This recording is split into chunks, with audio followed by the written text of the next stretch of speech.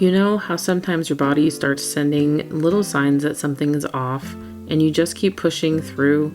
That was me until I couldn't ignore it any longer. So today I'm making some real changes in how we eat, focusing on real, nourishing food that helps me heal and keeps my family healthy. I'll be cooking up protein balls, oatmeal bars, homemade gummies, a simple keto breakfast, and of course, finishing my bone broth from last week. If you're in a busy season 2, juggling health struggles and motherhood, I hope this gives you a little encouragement. Let's do this together, one meal at a time.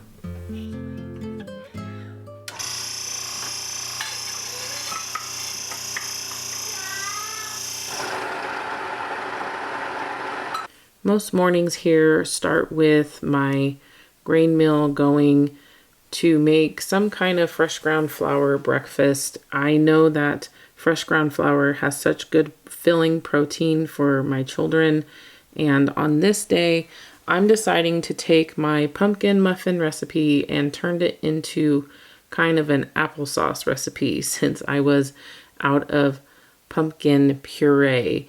Well, at least I didn't defrost any in the freezer ahead of time, so this is what I decided to do, and the kids just absolutely loved it.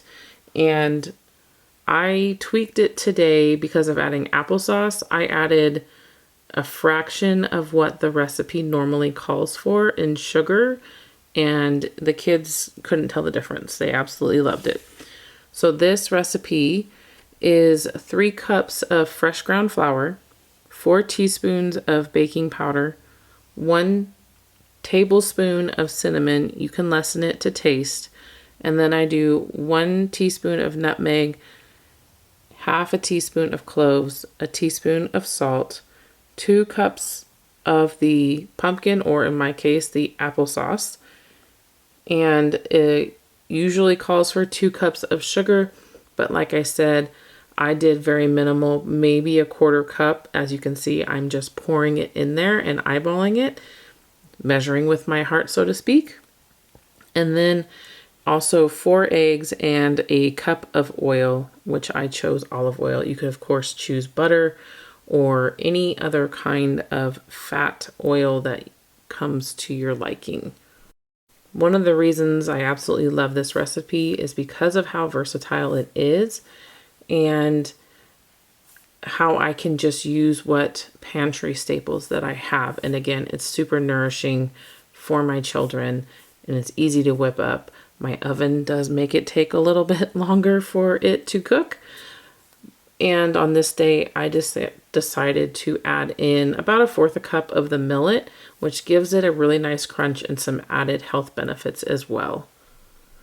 And for this recipe, you're going to bake it at 350 for about 45 to 60 minutes until a typical muffin is done. I'm not using muffin tins because I really don't want to have to wash all of them. This would make about 24 muffins if you did it that way instead of this cake situation that I'm doing here. So this past week, I really had it on my heart to start checking on myself, and I came to find out that I have some underlying health issues that I, as a nurse, should have seen, should have known, but in my season of life, I was just pushing it aside and forgetting about it. Well, the roosters come home to roost, or however you say that saying, and I'm having to really take my health a bit more serious right now.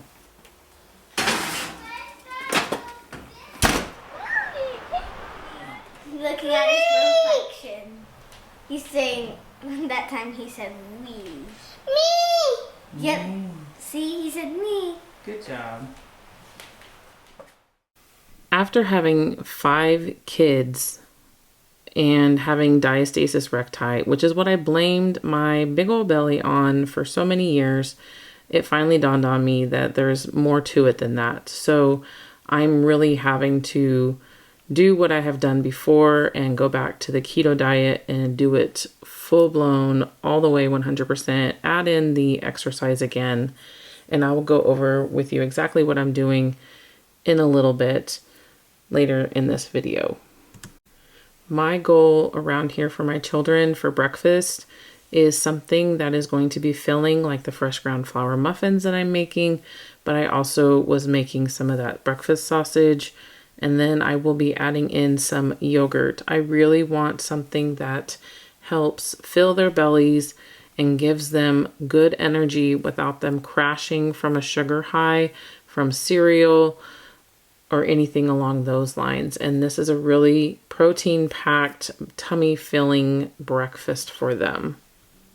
The broth that I had started in last week's video, I had left in the fridge for quite a while. And as you can see, this is the fat cap. This is something that I'm going to use in the future.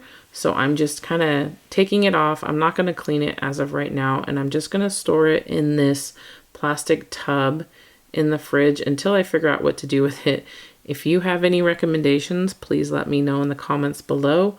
But for right now, it's sitting there. I just can't bring myself to get rid of it. I feel like there's something better I could be using it for. But this gelatinous bone broth is just so nutritious, and I cannot wait to use it.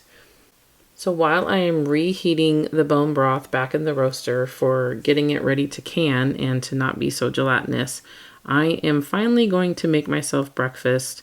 These are some baked egg bites that I did that have some salami and cheese, and this is a good protein-packed breakfast for me while I'm doing keto and really low carb, a really big calorie deficit right now.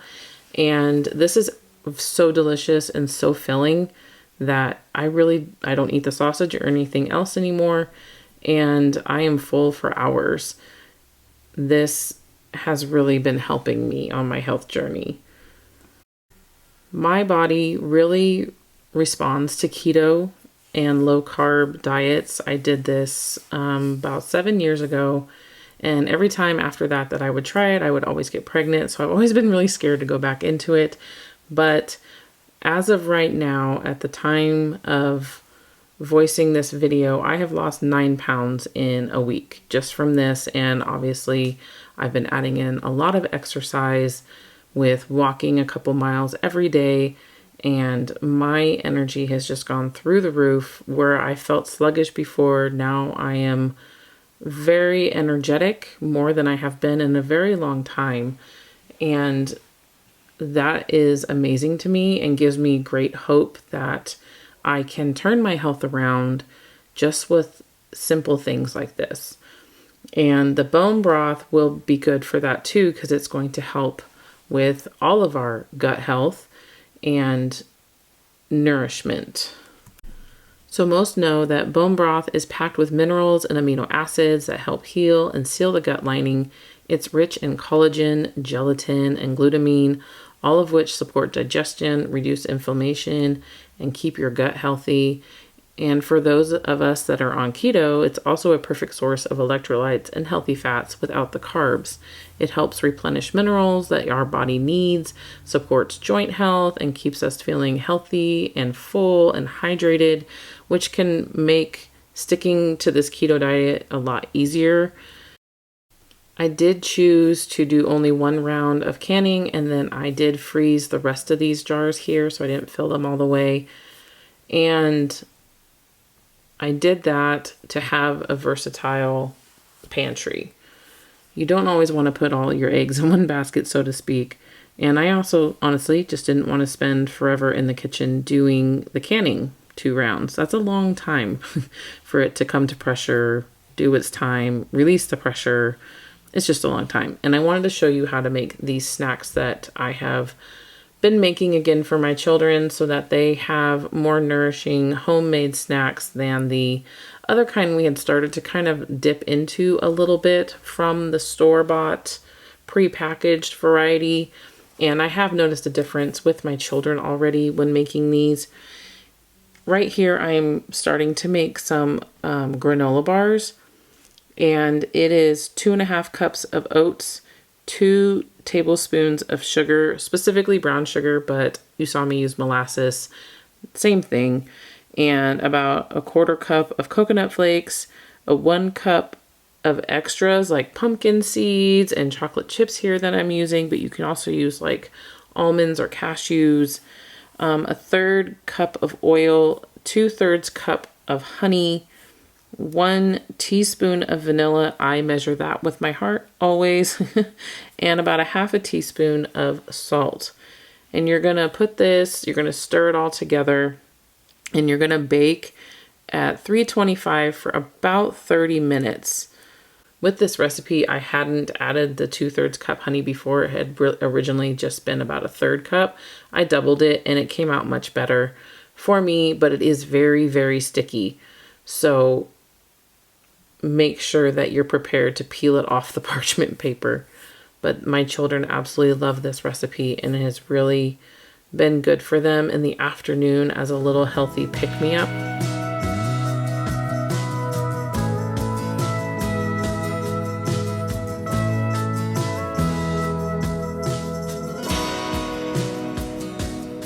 And a little side note, if you're putting parchment paper in something like this and you didn't know that if you crumpled it up first and then laid it out that it would stay a lot nicer, you're welcome. It is amazing. I don't remember who I saw do that a couple years ago, and ever since then, my children are like, why are you crumpling up your paper? To make my life easier, children. Let me just show you how. And so when you're pushing it down, like I said, it's very sticky from the honey. Take another piece of parchment paper like this and push it, because the spoon or whatever you're using, it's just going to stick to it, and you're going to be grumbling that you can't get a flat granola bar. But once you use the parchment paper like I just did, it works out just fine. With this next snack that I am going to be making, this is kind of similar to the granola bars, but it's a little bit more fun, and I'm going to be adding in something new this time, which is that protein powder. I haven't done that before, and it came out phenomenal. My children absolutely loved it. So it is 1 cup of oats, 2/3 cup shredded coconut, a half a cup of peanut butter. In this case, I used almond butter because, like most of my children, really prefer almond butter these days, but do what you have in your pantry. 2 tablespoons of chia seeds, a half a cup of raisins, 1 teaspoon of vanilla, and you're going to notice here that I made an oopsie and forgot to add the honey, but it does call for a 1/3 cup of honey. And you're just going to mix it all together, and you're going to want to put this in the fridge for a little while for it to kind of cool, to make it easier to form into balls. So now that I have added the honey, this is going to go into the fridge for a little bit, and I will come back to it later in this video to show you just how I make those little balls. My oldest convinced me to buy this apple cider the other day, or a week or so ago, at the store when we were there looking for fruits and veggies that we had run out of.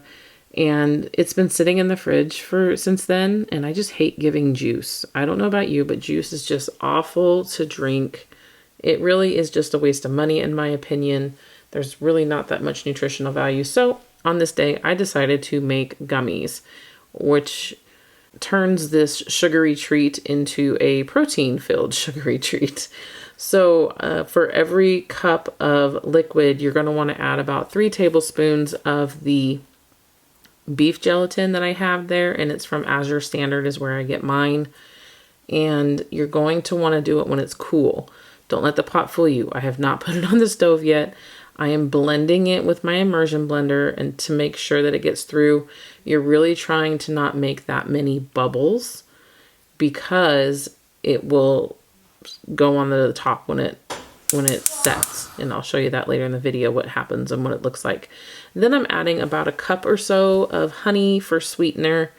You can add sugar if you prefer. I still always prefer to use honey or maple syrup where that's possible. This granola is not quite done, so I'm putting it back in, and my oven is just annoying. If you've seen other videos, it doesn't cook right all the time. So once you've warmed it up on the stove and you've mixed the honey through, you're gonna put that into some kind of dish, or you can put it into molds. Again, on this day, I'm going for simple, easy, so I'm just gonna let it set like you would for Jell-O, and I'll show you later how you serve it, but it's pretty much the same thing. It's like one big gummy as a Jell-O. For the granola bars, you're going to want to make sure that they're completely cool before you cut them.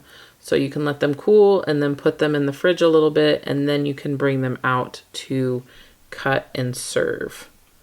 With the keto diet now, I have to try and find meals that I can make for everybody and then that I can eat at the same time. So what I am doing is making a lot of sheet pan meals like this. I'm getting ready to put these veggies in the oven. So what I have is just some russet potatoes, some onion and bell peppers, and we're going to add some garlic, oil, and some seasoning. And then it just goes into the oven at about 400 to 425, depending on your oven. If it's like mine, you know how to do it. And just cook for a while. You can also use your air fryer for something like this.